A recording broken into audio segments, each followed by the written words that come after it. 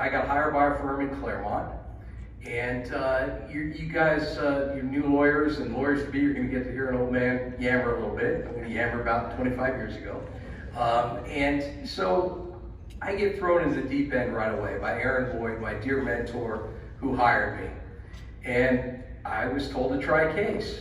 And the case involved, and I was a few months out of law school, I was on the defense. The plaintiff was a quadriplegic. The plaintiff's lawyer was an Ebola rock star. And my client was basically CIGA, the California Insurance Guarantee Commission, who are a warm and fuzzy bunch, as we all know. And fortunately, their downside was limited to $500,000 as a matter of statute. So they say, go at it, good luck, give it your best shot. So $15 million later from an LA jury, I learned a few lessons right away. One is you can't win them all. And so it's good to learn early that you can't win them all. Two is there's nothing like the adrenaline of a trial. And three is this plaintiff stuff looks like a lot of fun. It looks like a lot of fun and really worthwhile. So in 2000, Steve Brown and I broke off from that defense firm and started Daren Lipinsky. And my book of business consisted of one case. Gabina Gonzalez, she was rear-ended, she had soft tissue injuries. And when I got her family $6,000, the tearful hug and thank you I got from her, I will remember to this day. I came home, I told my wife about it. I was incredibly moved. And I did mention that I didn't get a hug from the California Insurance Guarantee Commission. But what are you gonna do? So from that point on, we built up a book of business, and through local legends like Sohaila Azizi and the late Mike Flippin, God rest his soul, I was able to get into the employee rights arena. And I found myself loving the ability to help people. I think I'm the first employee rights litigator to get this award, and it's a civil rights field. And I get to every day represent the Davids versus the Goliaths. I get to hold the bullies accountable for being bullies. I get to help people who are the underdog, and it is a joy to do that. And what makes it an added bonus is I practice in this community. My entire 25 years of practice has been in the Inland Empire. And we are truly a family. How many of us have been to events in LA and they're great people and they throw great events and they have great food. But you go and you just do not have the kind of warmth you have here, the kind of family environment you have here. And truly, this is a kind of environment we get to practice in. We get a bench that tries really hard to get it right each and every day, who really wants your client to get their deserved day in court, and is willing to fix the things that us as a bar think need fixing. We have a wonderful bench, and I want to give them an applause.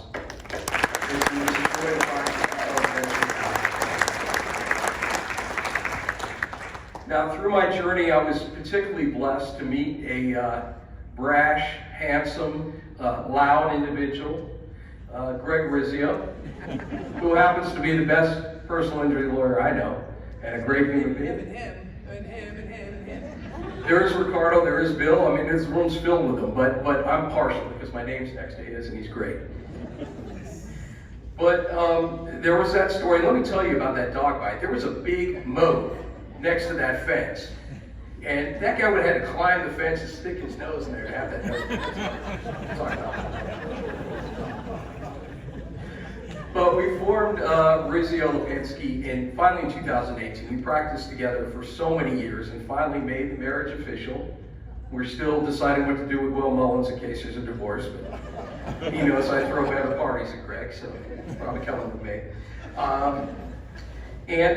We built a practice based on civility, on honor, on treating our clients as if they were our own family, and actually caring about them.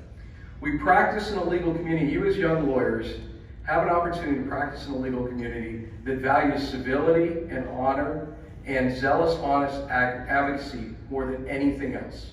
It's rare, and you get to do it here. And not only that, you can pick up the phone and say, Bill or Greg or Ricardo, wherever it might be, I have a question. They're willing to answer it. And they're not willing to answer because they want your case. They're willing to answer because they are who they are. They're just good people. They're great lawyers. They're not only giants in advocacy, but they're giants in civility and decency and mentorship. And we get to practice amongst all of them. You know, I want to conclude by thanking the people who have been so instrumental in my life and my career in getting here. I have friends here. They're not lawyers. They've sat through all of this and have gotten to see the beautiful community we practice in. I want to thank you for coming out and being here. I have attorney friends of mine who've traveled long and far to be here as well. My firm's here. I couldn't ask for a better legal team than who I have with Daren, Lauren, and Will. And last but not least, certainly not least, and Lynn as well on my team, just a joy to practice with. Mary Ellen, my paralegal has been with me for 24 years. 24 years. Get up with me, kept me grounded, sober analysis when my Pollyanna, you know what, wants to help everybody all the time. You're like, no, they don't have a case. So 24 years you've been with me, and I appreciate you more than you'll ever know, and I thank you. You deserve a round of applause.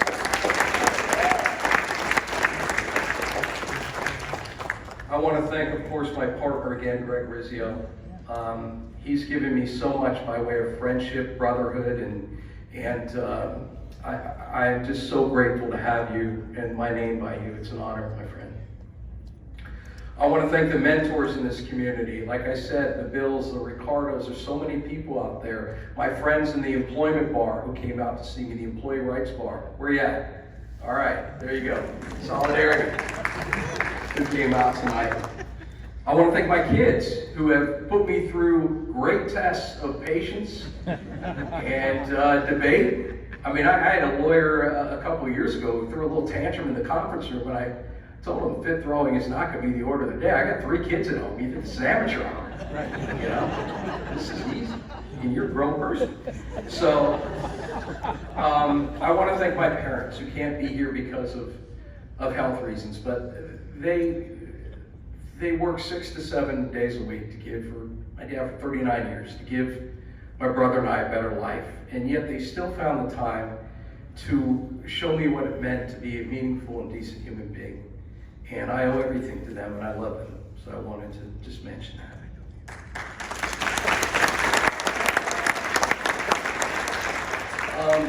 One word of advice my parents gave me, by the way, to the young people out there is treat everybody like you're going to see them again, because you probably will. Okay? So that's a good piece of advice.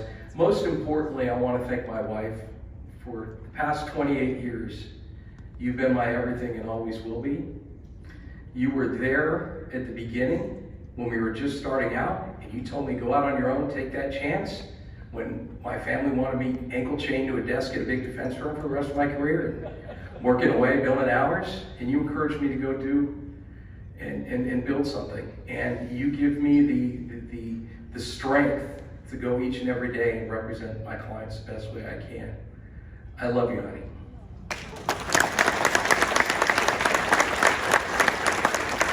I again want to thank the board, the Brooks family, and this great room for this honor, and I'm truly humbled and grateful. Thank you.